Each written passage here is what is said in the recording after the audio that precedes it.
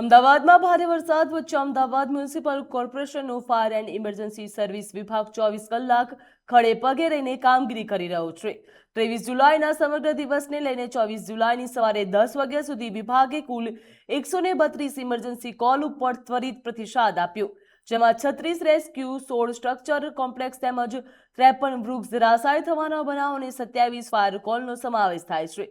ભારે વરસાદના કારણે શહેરના વિવિધ ઝોનમાં પાણી ભરાવો તેમજ વૃક્ષ ધરાશાયી થવા, માળખાકીય નુકસાન જેવી પરિસ્થિતિ વચ્ચે ફાયર વિભાગે સતત બચાવ અને રાહત કામગીરી હાથ ધરી હતી।